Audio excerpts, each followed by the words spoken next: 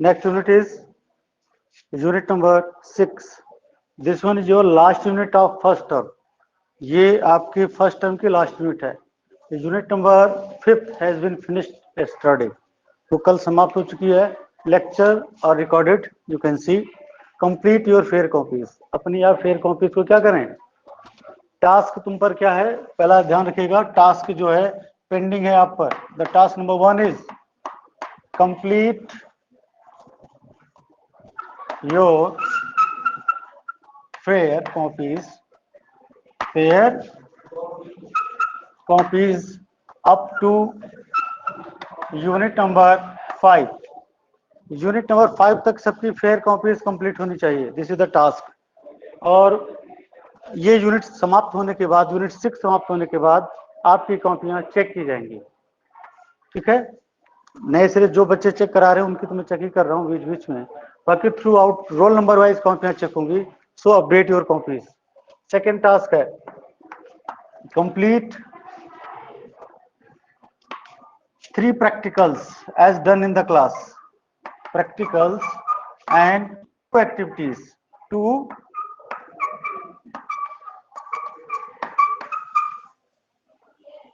ये आपका अभी तक का रिसेंट वर्क है जो पूरा होना चाहिए हर प्रकार से. और सारी चीजें प्रॉपर वे में आपको मेमोराइज होनी चाहिए. लापरवाही मत करिएगा. ये बहुत साफ शब्दों में बता रहा हूं आपको. बहुत क्लियर कट भाषा में है ये. समझ में आ रहा है ना. कोई लापरवाही मत करिएगा किसी भी सूरत में. गलती से भी गलती ना हो. गलती से भी गलती ना हो. ये बात रिकॉर्डेड है. आप ध्यान रखिएगा इस बात का. ठीक है ना. आज हम बहुत बेहतरीन यूनिट शुरू करने वाले हैं. Unit number 6. Unit number 6 and name of the unit is gravitation.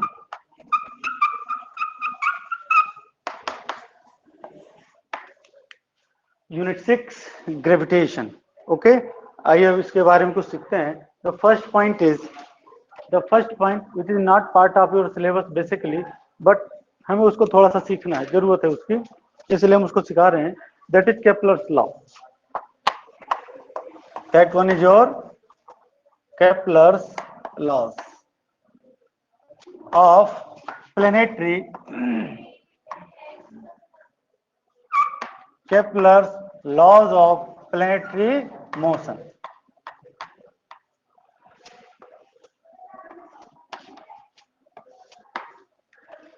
The first point of this particular chapter is Kepler's laws of planetary motion. All of you know well that in our solar system, Sun exists at one foci and all rest planets, 8 to 9 planets, revolve around the sun in elliptical orbit. हम सभी जानते हैं कि हमारा जो सौर मंडल है, जो सोलर सिस्टम है, उसमें अभी कुछ समय पहले तक तो 9 ग्रह थे, बट अब 8 प्लेनेट माने गए हैं. और जिसमें सूर्य एक सेंटर पर होता है और सारे ग्रह, सारे प्लेनेट सन के अराउंड क्या करते हैं, रिवॉल्व करते हैं या नहीं करते हैं. हम सभी जानते हैं, बचपन से ही जानते हैं. लेकिन वो कैसे रिवॉल्व करते हैं, उनका क्या कंसेप्ट है, इस बात को केपलर महोदय ने बताया. और उन्होंने Kepler gave 3 laws which is based on revolution of planet around the sun. and the laws is, वो laws क्या थे आइए देखते हैं. सबसे पहला नियम है first law of planetary motion.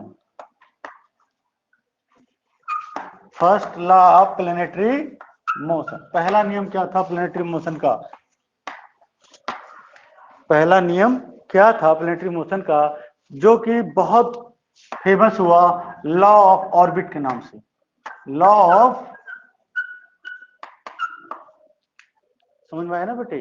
जो पहला नियम था उस रूल को हम क्या बोलते हैं, law of orbit. Law of orbit ये क्या था, आइए इसको समझते हैं, फिर हम लॉ को डिफाइन करेंगे और उससे आप कोशिश करेंगे अभी मेमोराइज करने की. समझ लीजिएगा. समझने के बाद परमानेंट मेमोरी भेज दीजिए, अपने आप मेमोराइज हो जाएगा. समझ में आ गया ना.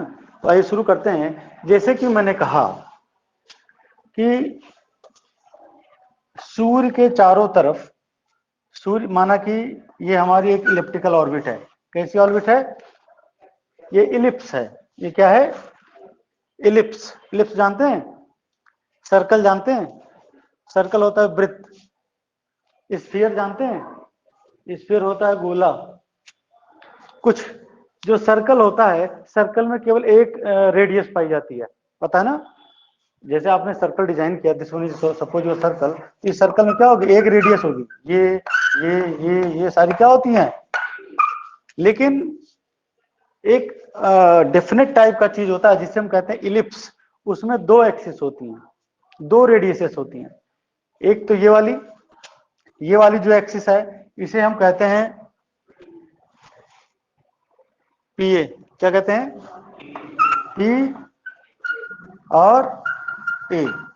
और इस एक्सिस का नाम है मेजर एक्सिस। क्या नाम इसका? Major axis. एक ये वाली एक्सिस है, इसको क्या कहते हैं? Minor axis. क्या कहते हैं? क्लियर हो गया? इस प्रकार से जो आप इलिप्स देख रहे हैं, इसके दो सेंटर बनते हैं। या तो एक सेंटर यहां होता है, या तो एक सेंटर यहां होता है। और इस सेंटर जिधर सूर्य होता है उसी तरफ पी पॉइंट होता है, ध्यान रखिएगा। और पी को बोलते हैं पेरीहिलियन। क्या बोलते हैं बेटा? पी को पेरीहिलियन, और ए को बोलते हैं aphelion. Aphelion, perihelion and aphelion. It means ये जो सूर्य है, ये क्या है? हमारा सन। ये क्या है? हमारा सन। ये पर्टिकुलर एक फोकस पर होता है। ये फोकस यहां भी हो सकता है, और ये फोकस इन दोनों में से किसी एक पॉइंट पर होगा। इसलिए इलिप्स में फोकी होता है। क्या होता है? फोकी। क्या होता है? फोकस सिंगुलर होता है और फोकी प्लूरल होता है। जैसे रेडियस सिंगुलर होता है और रेडियाई प्लूरल होता है, पता है ना आपको? सिमिलर पैटर्न पर फोकस सिंगुलर रिप्रेजेंट करता है। अगर हमने फोकी की बात करी तो किसे रिप्रेजेंट करेगा? प्लूरेसेंस को। इस सिचुएशन में फोकी होता है। यहां पर भी हो सकता है फोकस, यहां पर भी हो सकता है फोकस, इसलिए हम इसको फोकी बोलेंगे। अभी जो डेफिनेशन चलेगी उसमें फोकी आएगा। और चाहे आप सन को यहां कंसीडरेशन में ले लीजिए, या आप इधर भी कंसीडरेशन में ले सकते, किधर? Anywhere as you wish. ये लाइन ठीक बीच में होती है। ये मैंने थोड़ा सा साइड में हो गई। ये लाइन टोटली कहां होती है? मिड पॉइंट पर होती है, ठीक है ना? बिल्कुल बीच में। That one is your major axis, this one is your. तो फ्रॉम, अगर हम बात करते हैं, suppose this one is the centre particular, then O A और O P is semi major axis. इसको हम क्या बोलते हैं? Semi major axis. इसको आगे हम क्या लगा देंगे? सेमी मेजर एक्सिस, ये वाला, ठीक है ना? अगर हम इसकी बात करते हैं तो सेमी माइनर एक्सिस। भाई सेमी का मतलब आधा होता है, आप समझदार हैं। जैसे सेमी सर्कल, अर्धवृत्त, समझ में आ गया ना? सिमिलर पैटर्न पर ये हो गया आपका सेमी माइनर एक्सिस, ये हो गया आपका सेमी मेजर एक्सिस। तो फर्स्ट लॉ क्या था? According to Kepler first law, every planet, suppose this one is the planet sun, this is your planet, ये कोई भी पर्टिकुलर प्लेनेट है। Every planet revolve around the sun in an elliptical orbit in which sun exists at one foci of the ellipse। कहने का अर्थ यह है कि Kepler महोदय ने कहा कि प्रत्येक ग्रह, प्रत्येक प्लेनेट सूर्य की तरफ दीर्घ वृत्ताकार, इसकी हिंदी होती है दीर्घ वृत्ताकार, को हम अंग्रेजी में कहते हैं इलिप्स। इलिप्टिकल पाथ पर क्या करता है? रिवॉल्व करता है। और ऐसी सूरत में रेवोल्यूशन के दौरान सूर्य उस इलिप्स के एक फोकी पर होता है। कहां पर होता है? समझ में आ गया ना? पहला नियम कंफर्म हो गया। और यही से आपके सीजन बनते हैं। सीजन कितने होते हैं? कितने सीजन तो बोलिए? 4। कौन कौन से? कौन सा? Summer, winter and rainy, and last one spring. 4 प्रकार की ऋतुएं होती हैं। कौन सी? पहली ऋतु कौन? अगली next one, after that rainy, sorry spring season, जिसे आप बसंत ऋतु कहते हैं हिंदी में। ठीक है, गाना भी तो है यार, इस पर ध्यान नहीं आ रहा मुझे, बसंत बहार ऐसे कुछ है, ध्यान नहीं आ रहा मुझे। वो जो पहले के गीत होते थे ना, वो गीत में भी पॉइंट वाली बातें होती थी, काम की चीजें होती थी। आज के जो पिक्चरें बन रही हैं उसके गाने तो समझ में नहीं आते, हो क्या रहा गानों में। पहले के गाने होते थे वो मीनिंगफुल होते थे, उनका सेंस निकलता था, और यही कारण है कि आप पुराने गाने सुनिए वो समझ में आते हैं, मीनिंगफुल होते हैं वो, उसमें वैल्यूज आती हैं। अब के गाने में डुम डम डुम डुम डम डुम खत्म, पता नहीं क्या हो रहा है, कुछ भी समझ में नहीं आता, नथिंग। और सब बच्चे उस पर थिरकते और हैं, थिरकते और कमाल तो देखो, और कुछ भी नहीं पता होता। अगर पूछ ले इसका सेंस क्या है, तो जानते हो क्या आएगा उस सेंस का? उस सेंस का सेंस आएगा नॉनसेंस। उस सेंस का सेंस क्या आएगा? उसी नॉनसेंस में थिरकते हैं। अब बताइए आप, मैं प्रूव कर दूंगा नॉनसेंस, साइंस वाला हूं, प्रूव करूंगा तुरंत, हैंस प्रूव्ड। और उसके बाद भी चलिए, तो आई होप आपको पहला नियम समझ में आ गया होगा। एक बार पुनः ध्यान से सुनिए। According to first law of Kepler's, every planet 8 की बात कर रहा हूं, every planet revolve around the sun in an elliptical orbit. ठीक है, in duration of motion sun exist at one foci of the ellipse. Clear हो गया? दूसरी जो इसका सेकेंड लॉ है, आइए अब हम बात करेंगे सेकेंड लॉ की। Which law? second law, and second law is said to be law of area. Second law को क्या बोलते हैं हम? लॉ, एरिया नहीं बोलते, लॉ ऑफ एरिया। ठीक है, अब ये क्या है जरा देखिएगा।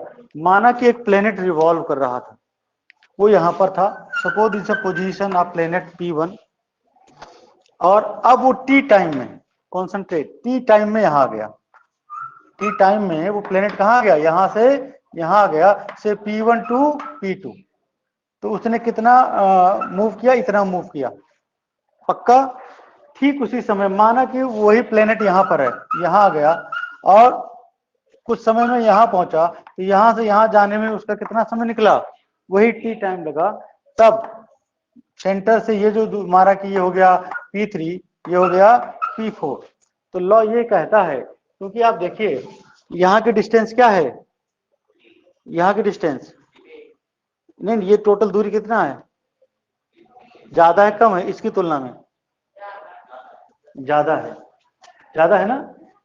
यहाँ की दूरी क्या है और यहाँ की दूरी क्या है? नजर आ रही है ना? लेकिन इन दूरी पर प्रभाव नहीं पड़ता, क्योंकि जब प्लेनेट रिवॉल्व करता है तो ये डिस्टेंस भी कितने समय में पूरी करता है, और ये डिस्टेंस कितने समय पूरी करता है? यानी कि जो एरिया ये स्वेप्ट होता है, this area swept, this area swept, देख रहे हैं ना, जो एरिया स्वेप्ट होता है प्लेनेट का, ये हमेशा बराबर होता है। अर्थात जब प्लेनेट रिवॉल्व करता है ना इलिप्टिकल ऑर्बिट में, तो उसकी स्पीड थोड़ा कई कई पॉइंटों पर ज्यादा होती है, कहीं कहीं पर कम होती है। समझ में आया? क्लियर हो गया ना? It means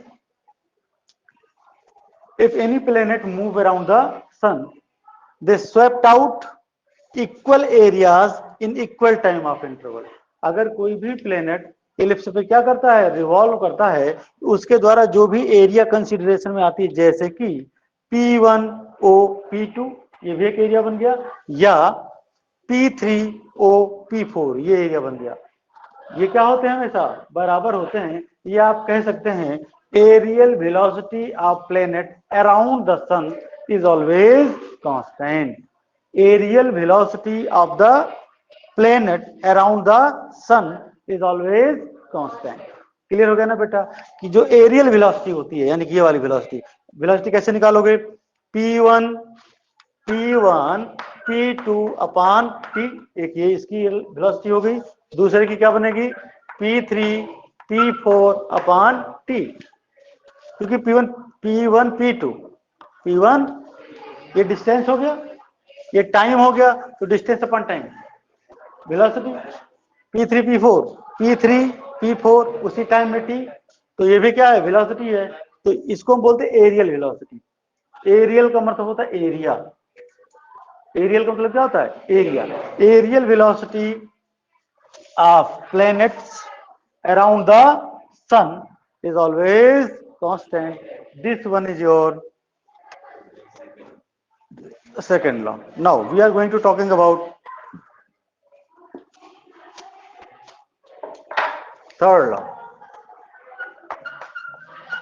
Third law, and third law is said to be law of period.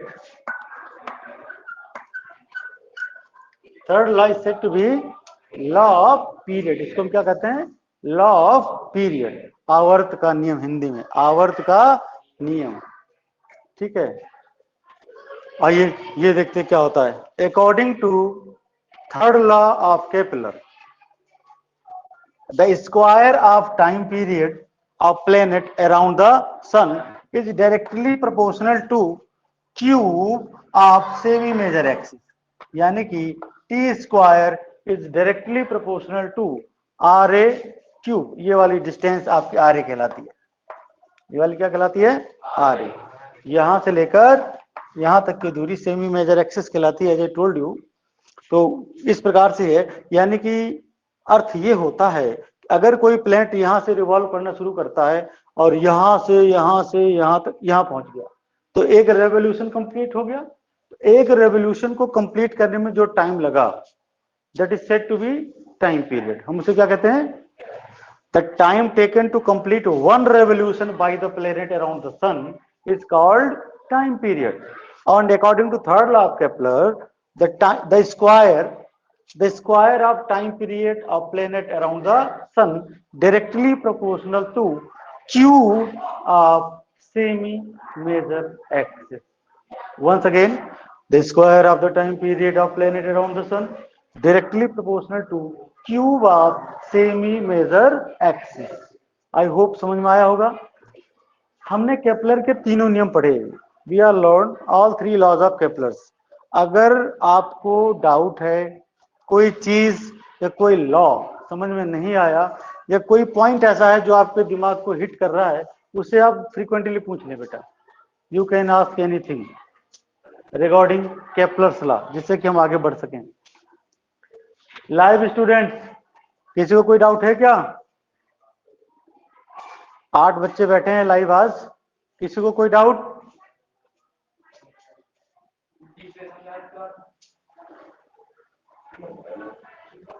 हाँ, according to third law, definition याद मत करो यार, ट्राई टू अंडरस्टैंड। अगर आप उसे समझ जाएंगे तो आप उसे अपने शब्दों में कर सकते हैं, कोई दिक्कत ही नहीं है। देखिए ये क्या है? स्क्वायर नहीं है। ये टी क्या होता है? टाइम पीरियड होता है। ये क्या होता है? प्रोपोर्शनल होता है। ये क्या है? क्यूब है। ये क्या है? सेमी मेजर एक्सिस है। वही, ये सारी चीजें तो पता है ना, इसी पर डेफिनेशन बना लो। The square of time period of planet around the sun is directly proportional to cube of semi major axis. Simple. सब यहीं से बनाओ, याद करने की क्या जरूरत है? पढ़िए, बनाइए, लिखिए, पास। अगर आप क्लास में ध्यान से समझते हैं चीजों को, प्रॉब्लम आनी ही नहीं है। फिर भी कोई दिक्कत है तो बता। एनीवन? आगे बढ़ जाएं।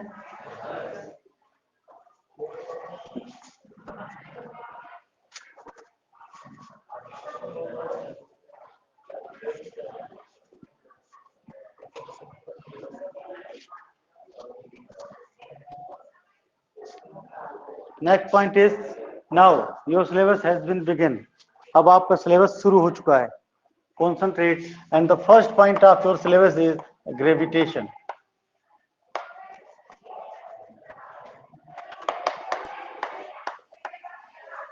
ग्रेविटेशन हमने केपलर्स लॉ क्यों कराया, जबकि वो आपके सिलेबस का पार्ट नहीं है? अकॉर्डिंग टू कोविड-19 सिलेबस फॉर दिस सेशन वो काट दिया गया है, लेकिन फिर भी मैंने कराया कि मुझे एक प्रोजेक्ट कराना है आपको। तो उस प्रोजेक्ट्स में वो चीजें इंपॉर्टेंट हैं आपसे। आप प्रोजेक्ट में अगर प्रेजेंट करने जाते हैं तो कोई भी आपसे उन लॉज को पूछ सकता है, बिकॉज वो सैटेलाइट्स हैं, प्लेनेट्स हैं, उससे रिलेट करता है। तो कोई भी उन नियमों को आपसे पूछेगा तो आपको तो जवाब देना होगा। इसी कारण से मैंने उन चीजों को भी बताया जो आपके सिलेबस का पार्ट नहीं थी। वो हमने क्यों बताया, मैंने ये भी बता दिया क्यों बताया। क्यों बताया?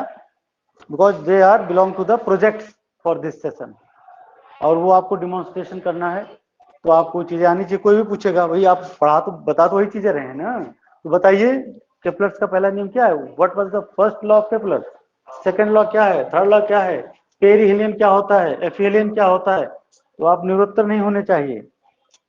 What are seasons, how many seasons there, ठीक है, सीजन्स कितने होते हैं। अर्थ के सन के अराउंड रोटेट करने के कारण सीजन बनते हैं, ध्यान रखिएगा। मैंने क्या बोला, प्लेनेट का, किसी भी पर्टिकुलर प्लेनेट का सन के अराउंड रेवोल्यूशन के कारण क्या बनता है, सीजन्स बनते हैं, जो कि कितने होते हैं, 4। समझ में आ गया? बहुत सिंपल सा कंसेप्ट है। जैसे कि ये है सन, एक थोड़ा सा ब्रॉड ले लेते हैं, ये है हमारी प्लेनेट। कौन सी प्लेनेट है, हम अपनी वाली ही प्लेनेट ले लेते हैं। विच वन इज, हमने अपनी प्लेनेट ले ली, अर्थ ले लिया। ये अर्थ इस सन के अराउंड क्या करती है, इलिप्टिकल ऑर्बिट रिवॉल्व करती है, और रेवोल्यूशन में जो टाइम लगता है वो लगता है 365.25 डेज, इतना समय लगता है। अब आप एक्यूरेट वैल्यू जानिए। अभी आप 365 ही जानते थे, लेकिन एग्जैक्ट वैल्यू होती है 365.25 डेज, और इसी 0.25 के कारण ही लीप ईयर आता है। इसी 0.25 के कारण ही क्या आता है आपका, लीप ईयर आता है। हर चौथे साल फरवरी 29 दिन की हो जाती, you know well, that is said to be leap year. That particular year in which the February having 29 days, that particular year is said to be leap year। ये आप जानते हैं, आपको पहले भी सिखाया गया होगा। अच्छा, तो ये चूंकि ये प्लेनेट सन के अराउंड क्या कर रहा है बेटे, रिवॉल्व कर रहा है, इस रेवोल्यूशन के कारण क्या होता है, सीजन। क्या होता है, आप सभी ये भी जानते हो कि अर्थ जो है अपनी एक्सिस पर भी रोटेट करती है, फ्रॉम वेस्ट टू ईस्ट। सन, पृथ्वी कैसे रोटेट करती है, वेस्ट टू ईस्ट, पश्चिम से पूर्व की ओर हमेशा घूमती रहती है। तो ये कितने दिनों में, कितने टाइम में घूमती, यू नो वेल, 24, जानते हैं ना। इस रेवोल्यूशन के कारण आपके डे और नाइट होते हैं। समझ में आ गया? चीजें समझ में आनी चाहिए। आप ये भी जानते हैं कि जो हमारा प्लेनेट है, इस प्लेनेट पर 1/2 पोर्शन आपका क्या है, वाटर है, और 1/3 पोर्शन क्या है आपका, समझ में आ गया? ये आप सभी जानते हैं, आप सभी विद्वान बच्चे, इसमें कोई शक नहीं, ये चीजें पता है आपको। 2/3 segment is water there and 1/3 segment is land there. 1/3 भाग भूमि है जिस पर हम लोग रहते हैं, ठीक है ना। फिर भी यानी कि 2/3 पोर्शन पानी का है, लेकिन बड़ा मुश्किल है, और ज्यादातर पानी खारा है, आप सभी जानते हैं, जिसे हम क्या कहते हैं, ओशियन कहते हैं, समंदर कहते हैं, कहते हैं ना।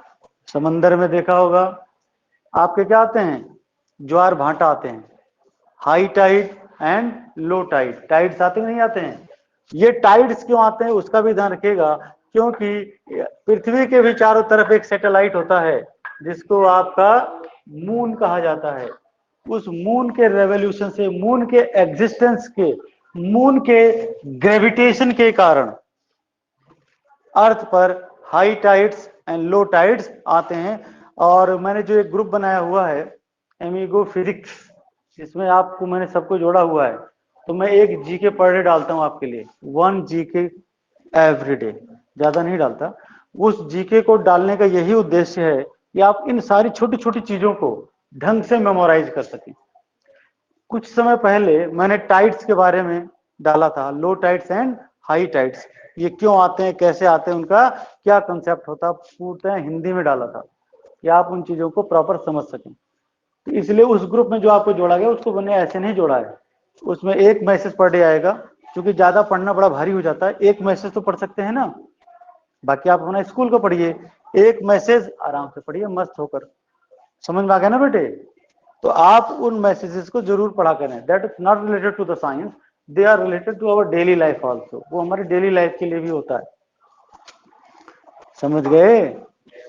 हाँ, आप बड़े भाग्यशाली हैं कि थोड़ा अपनी प्रशंसा कर लूं कि मुझे जैसा टीचर मिल रहा है आपको। क्यों? क्योंकि आपने स्वयं नोट किया होगा जो हमारे अदर साथी उनसे मेरा नेचर थोड़ा सा अलग है।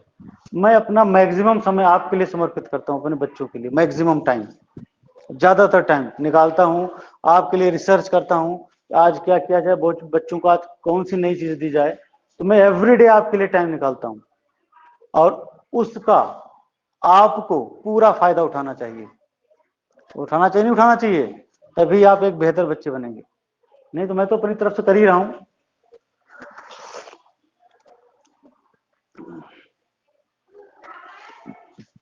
इसको मिटाते हैं, आगे चलते हैं।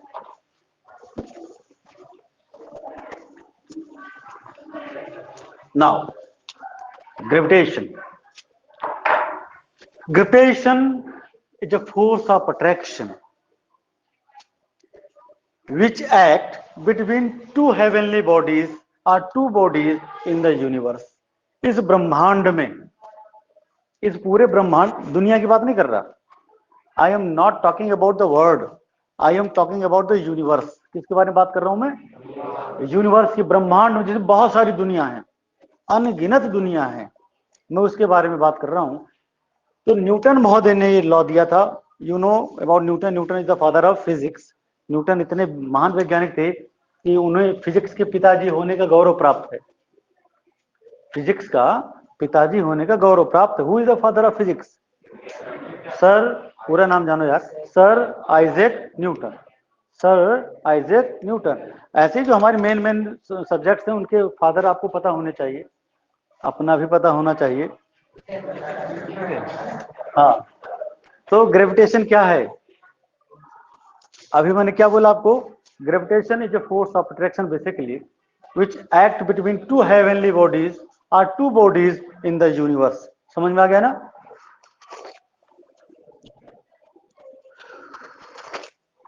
अब अगली बात करेंगे, ये तो ग्रेविटेशन हो गया। अब आते हैं Newton's law of gravitation. Newton ने ग्रेविटेशन से संबंधित कौन सा नियम दिया? Very very important law, and there are number of numericals which are based on this particular law। इस लॉ पर बेस कई न्यूमेरिकल उठेंगे, तो ध्यान से समझना है हमें। Newton's law of gravitation, Newton's law of gravitation.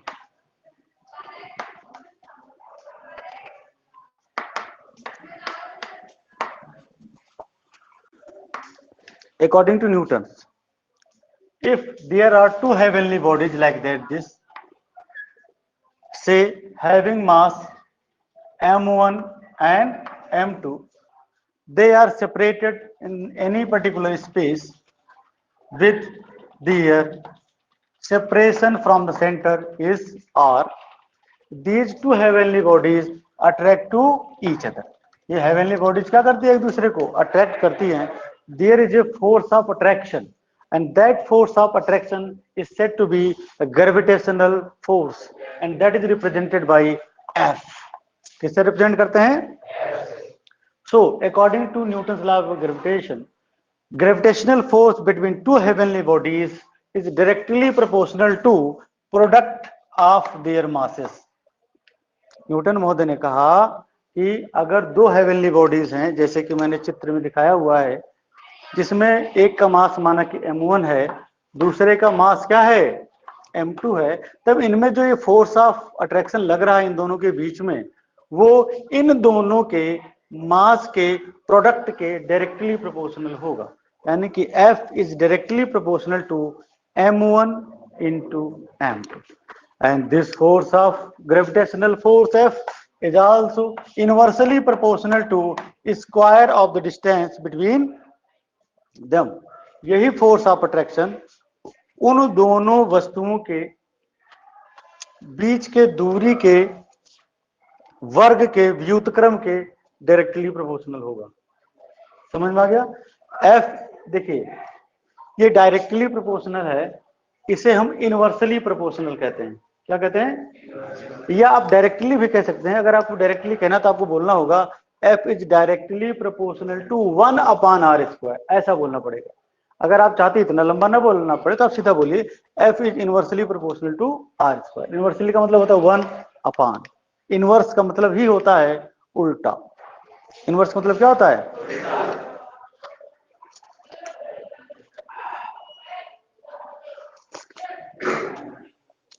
If we combine these two facts, then get f is directly proportional to m1 m2 upon r², or f equal to, we are taking a constant of proportionality here, that is taken as g m1 m2 upon r², and this law is called Newton's law of gravitation.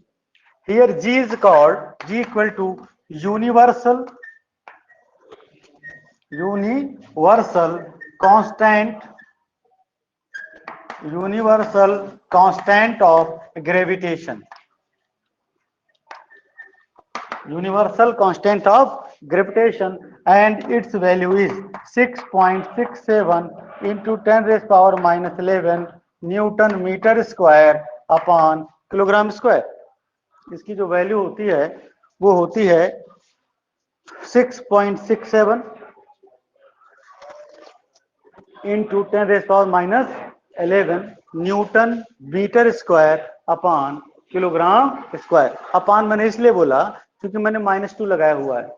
Minus का अर्थ होता है 1/1। Clear हो गया? I hope समझ में आ गया होगा। In this way you can find out the dimensional formula for universal constant of gravitation. आप इस प्रकार से यूनिवर्सल कांस्टेंट ऑफ ग्रेविटेशन का डायमेंशनल फॉर्मूला निकाल सकते हैं। वैसे भी आप लोगों को यूनिट नंबर 1 चैप्टर नंबर जब हमने 3 पढ़ाया था डायमेंशनल एनालिसिस, तो वहां पर भी इस फार्मूले को उठाया गया था और इसका डायमेंशनल फार्मूला मैंने खुद ने निकाल के दिखाया था। ठीक है, वो लेक्चर भी अवेलेबल होगा टीचविंट पर, आप देख सकते हैं और आप इसका डायमेंशनल फार्मूला स्वयं निकालेंगे। समझ में आ गया? अच्छा, आगे आगे बढ़ते हैं। ग्रेविटी, नेक्स्ट पॉइंट हमारा क्या है? ग्रेविटी।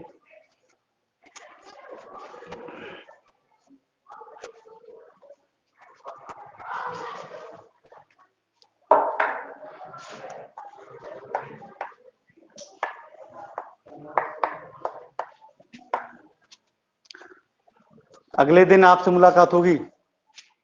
आप लोग बड़े भाग्यशाली, बहुत इंपॉर्टेंट चैप्टर चल रहा है। लड़कियां जो आज नहीं आई हैं उनके लिए अब बड़ा भारी होगा। वास्तव में चैप्टर बहुत महत्वपूर्ण है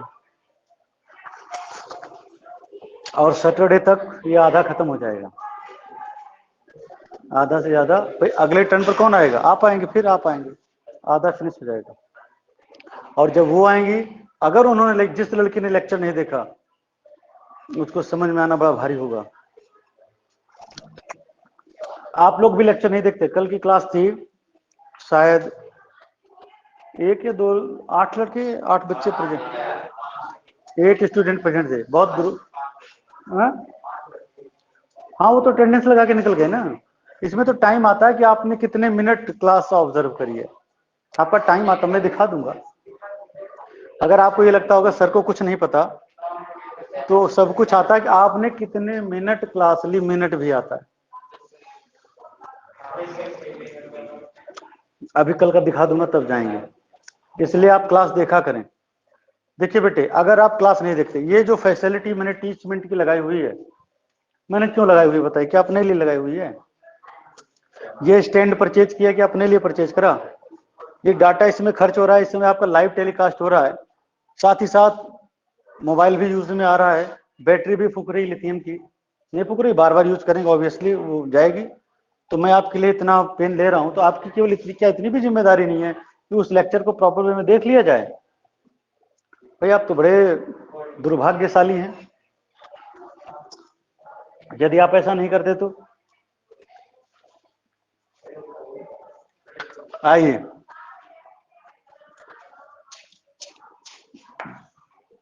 this one is your earth. ये क्या है? Good. This one is any particular body lying on the surface of the earth. ये कोई पर्टिकुलर बॉडी है, वो अर्थ के सरफेस पे क्या कर रही है? लाई कर रही है। जैसे कि ये डस्टर है, हमने इसको ग्राउंड पर रख दिया, समझ में आ गया? या they are lying at certain height from the ground. ये पहली पोजीशन मैंने मान ली, ये हमने दूसरी पोजीशन मान ली, समझ में आ गया? Suppose the mass of these object is M. हमने माना इनका मास कितना है? आप सभी जानते हो, मुझे बताने की जरूरत नहीं। You are all of you are know well that earth attract every object towards its centre. क्या मैंने कोई नई बात बताई? आप सभी जानते या नहीं जानते? बताइए, सचमुच बताइए, जानते थे या नहीं? आप सभी ये जानते हैं कि पृथ्वी हर वस्तु को अपने केंद्र की ओर क्या करती है? खींचती है। पक्का? जिस फोर्स से खींचती है। समझ में आ गया? कितना सिंपल सा कंसेप्ट है। It means suppose if the mass of the object is m, then there is a force which acts toward the center and that is f equal to mg. It means gravitational force is equal to weight of the body, weight of particular body. जो gravitational force होता है वो किसी भी particular body के wait के क्या होता है? इक्विवेलेंट होता है। आई होप ग्रेविटी भी क्लियर हो गया आपको। अब दो चीजें आ गई। What a difference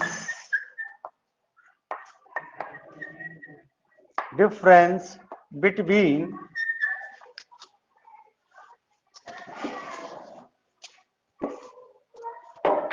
gravitation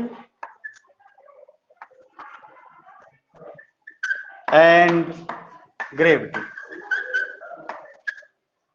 This is the last topic of the day. This one is the last teaching point of the day. What are difference between gravitation and gravity? और आपकी जानकारी के लिए बता दूं, मैंने आपको सब कुछ बता दिया है। कोई बच्चा बताएगा क्या? Any one student of the class, can you tell me what is difference between gravitation and gravity? कोई भी बताइए। अभी आपके सामने सारा डिस्कस हुआ है, सब कुछ था। नहीं समझ में आ रहा? नहीं समझ में आया? नहीं समझ में आया? बताइए, what is the difference between gravitation and gravity? अभी मैंने ग्रेविटेशन पढ़ाया आपको, अभी हम लोगों ने ग्रेविटी भी सीखा। तो जाहिर सी बात है, अगर दोनों चीजें हम सीख गए तो उनको डिफरेंशिएट करना तो हमें आना चाहिए ना। तो डिफरेंशिएट करिए।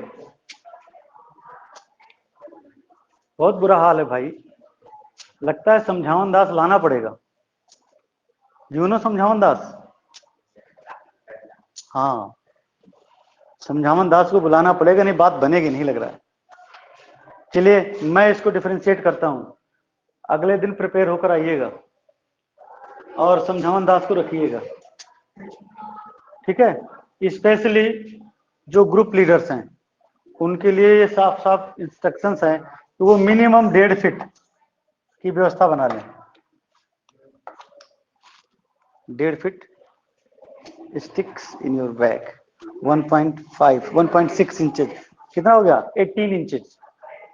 कितने इंचेस की बैग में आ जाएगा, ठीक है? या दूसरा ऑप्शन है, जो लोहे वाली स्केल आती है बढ़िया फर्स्ट क्लास मोटी वाली, आप उसे अपने बैग में रख सकते हैं, वो बहुत अच्छा काम करती है।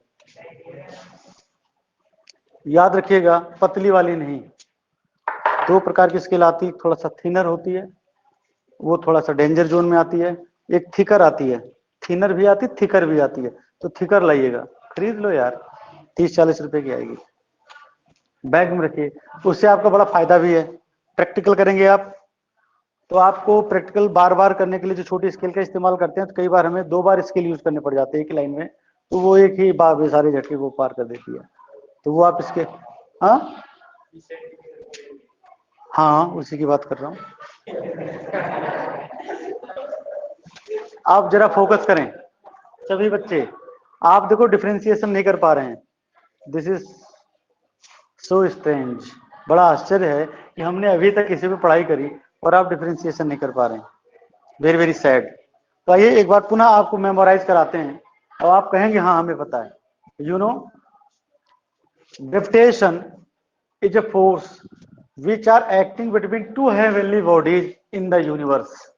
बताया था। ग्रेविटी में क्या है? Gravity is also is attractive force which acting between earth and object. कुछ समझ में आया? ब्रह्मांड में कोई दो वस्तुओं के बीच में जो फोर्स ऑफ अट्रैक्शन लग रहा है वो ग्रेविटेशन है भाई। और पृथ्वी और किसी भी वस्तु के बीच में जो अट्रैक्टिव फोर्स लग रहा है टुवर्ड्स द सेंटर वो ग्रेविटी है। बताया कि नहीं बताया है? यही तो पूछ रहा था।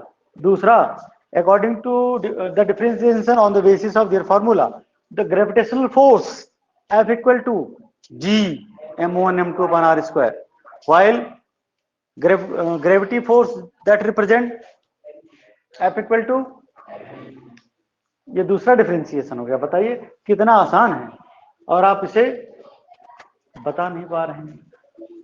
आप इसे बता नहीं पा रहे हैं। समझ में आ गया? कोई डाउट? अब इसे बेटा प्रिपेयर कर लेना। अब मैं आपकी क्लास आज की ऑफ कर देता हूं।